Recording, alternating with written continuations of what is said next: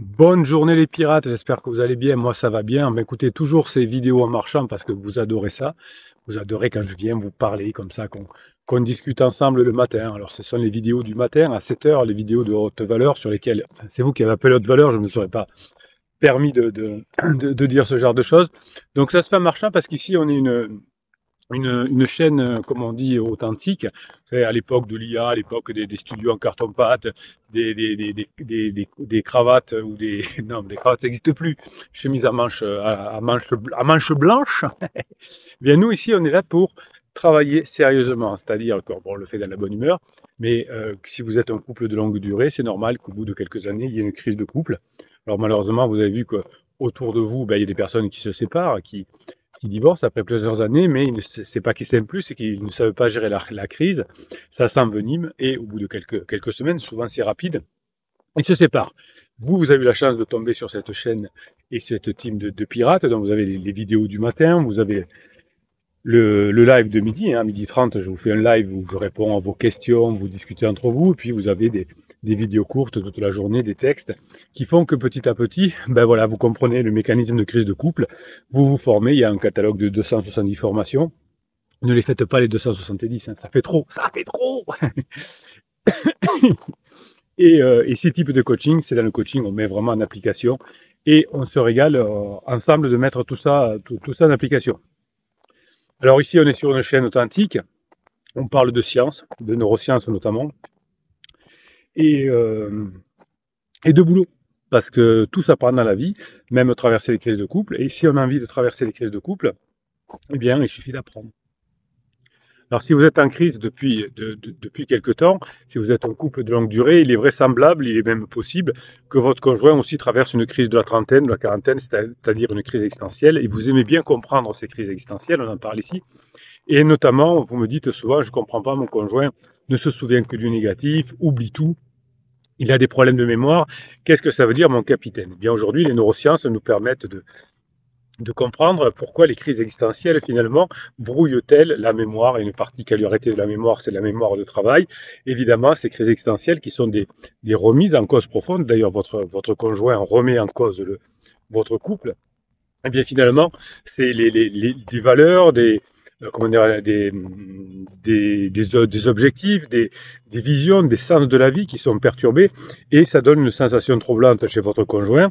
Eh bien, votre conjoint a une session de mémoire de travail qui devient vite défaillante. Votre conjoint a des difficultés à se concentrer, votre conjoint souffre, votre conjoint a des informations, mais il ne les retient pas. Il a du mal à planifier, il ne sait plus où il en est. Lui qui était ou elle qui était si carré, eh bien n'arrive plus à l'être. Eh bien, ces symptômes qui ne sont pas anecdotiques sont le reflet de mécanismes qui sont neurobiologiques, évidemment.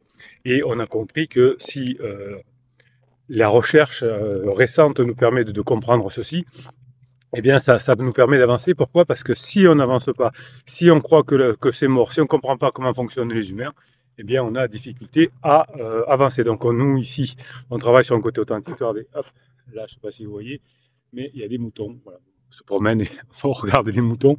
Ben, c'est important de se relier à la nature quand on est en crise. Ben, il n'y a pas de raison que le capitaine, le matin, ne vienne pas vous donner sa grinta et son énergie et son savoir à travers les marches. Donc, les symptômes de votre conjoint, ils ne sont pas anecdotiques, vous le savez. Eh bien, des recherches de l'université de Brown, pardon, ont permis finalement de voir qu'il y avait des liens intimes entre la mémoire de travail, un apprentissage notamment, la dopamine évidemment, et les crises existentielles. Et tout ça a montré que finalement, ça peut expliquer pourquoi ça se passe mal actuellement avec votre conjoint. Alors on me dirait, capitaine, c'est quoi cette mémoire de travail?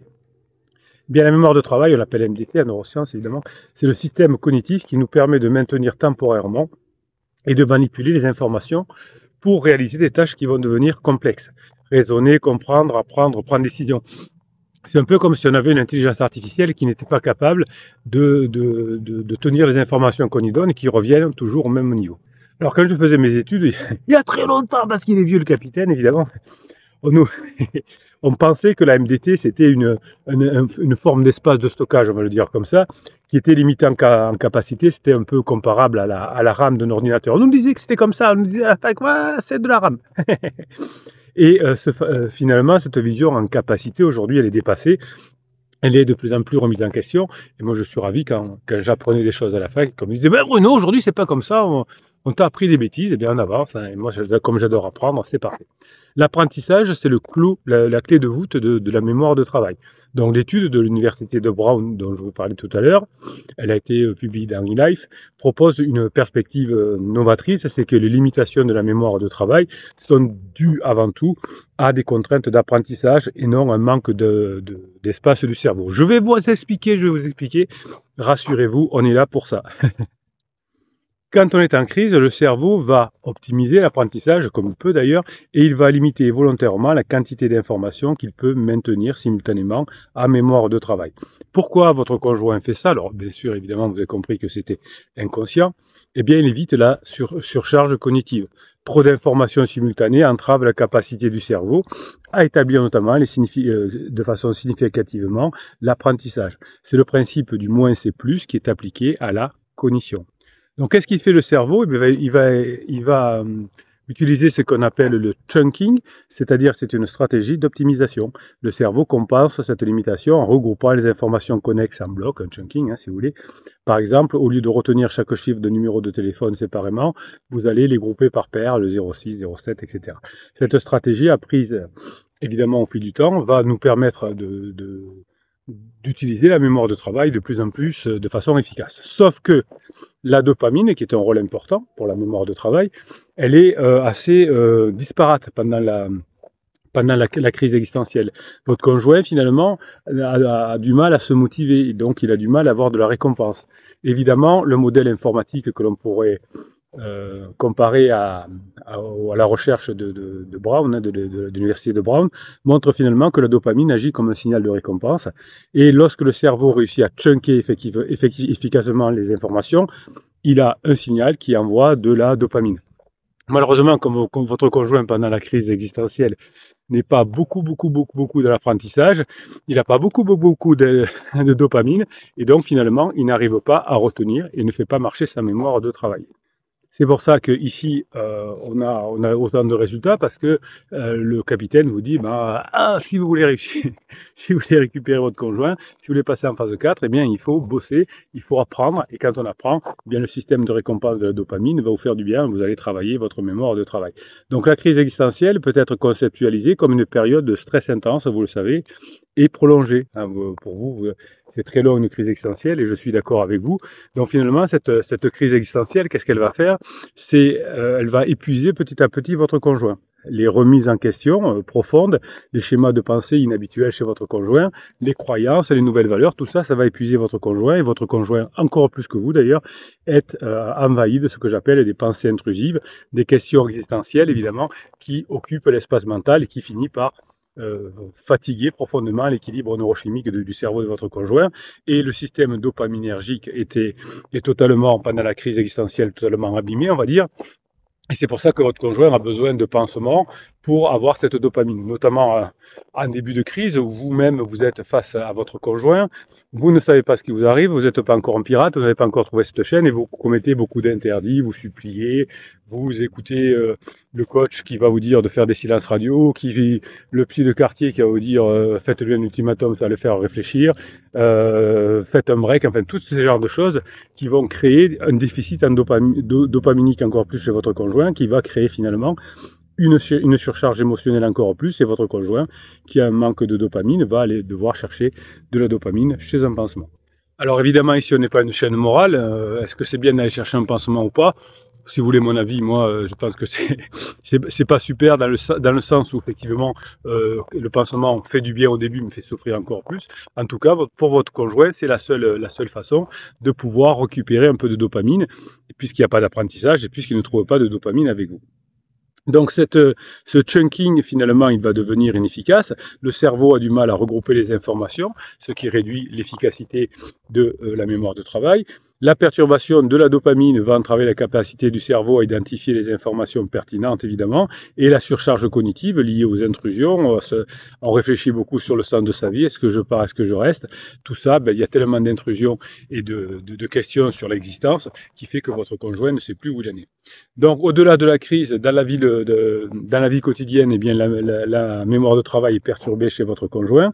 Le stress, hein, qui est souvent aussi lié au travail, mais aussi suite à la crise existentielle avec les enfants, hein, votre conjoint ne se sent plus aimé par ses enfants, qui n'en veut plus, il n'en veut plus de votre conjoint, les enfants non plus, ils en ont marre.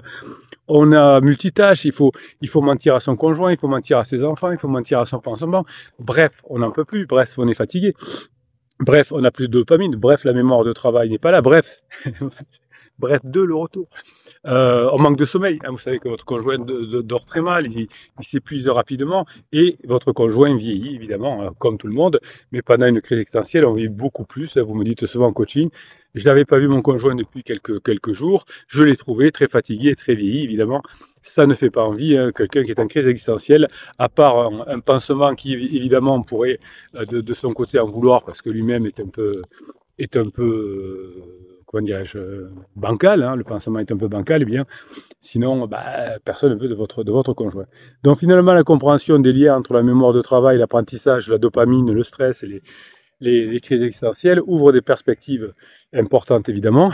Et bien sûr, comme d'habitude, comme souvent, tout est question de dopamine. Si vous arrivez à créer de la dopamine, à recréer de la dopamine avec votre conjoint, eh bien vous pourrez vous rapprocher évidemment.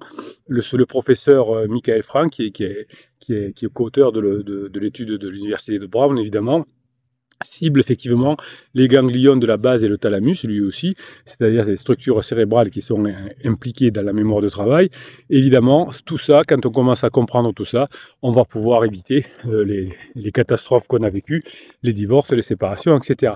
Alors, qu'est-ce que vous pouvez faire pour que votre conjoint retrouve ses pensées, retrouve sa mémoire de travail, par exemple? Eh bien, vous pouvez l'aider à réduire le stress, donc beaucoup moins de conflits avec votre conjoint, vous n'employez pas les sujets qui fâchent.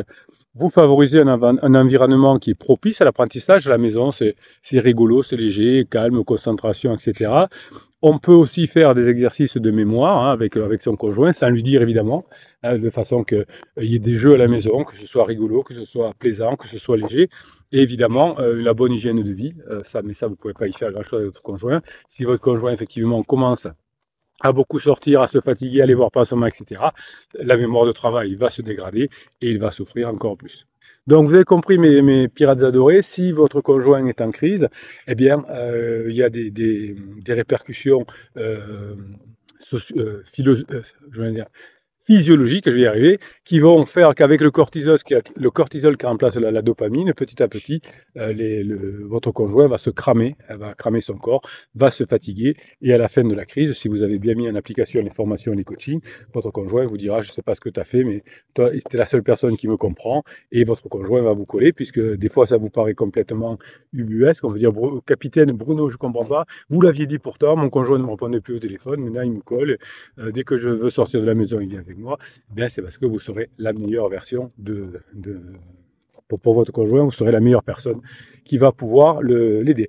Voilà, donc on a compris ici dans ces vidéos haute valeur du matin, tout en marchant évidemment. Tiens, on va faire un petit campagne. Où sont les moutons? Là c'est quoi? Non, c'est des enfants qui jouent. C'est pas des moutons qui se sont échappés.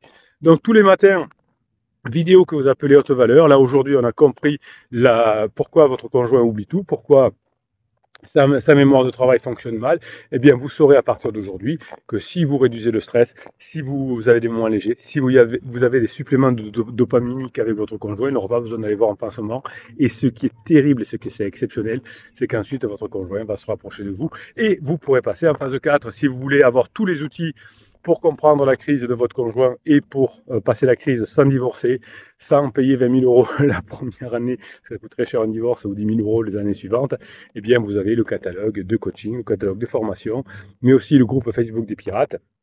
C'est des personnes qui sont comme vous, mais plus avancées que vous, qui vous répondront bien volontairement, hein, on va dire, bénévolement pour vous aider à mettre en application les formations et les coachings parce que ça leur fait du bien aussi, eux, de donner des conseils pertinents. Et bien évidemment, vous, de votre côté, vous irez aussi aider les autres pirates qui sont moins avancés que vous au fur et à mesure de vos formations et de vos coachings. Et ensuite, on pourra ensemble fêter les retrouvailles. Vous savez que dans cette team de pirates, on aime bien hein, quand il y a quelqu'un qui revient ensemble en couple, enfin, on passe en phase 4 exactement. On aime bien comme pour un enfant qui a eu 18 au bac, mais qui était un gros bosseur, on dit ben, il a mérité parce qu'il a beaucoup bossé, il s'est bien remis en question, il a bien mis en application les formations et les coachings, et ça a fonctionné. Les crises de couple sont normales, ce qui n'est pas normal, c'est de se séparer. La crise de couple peut être une opportunité à condition de savoir la gérer.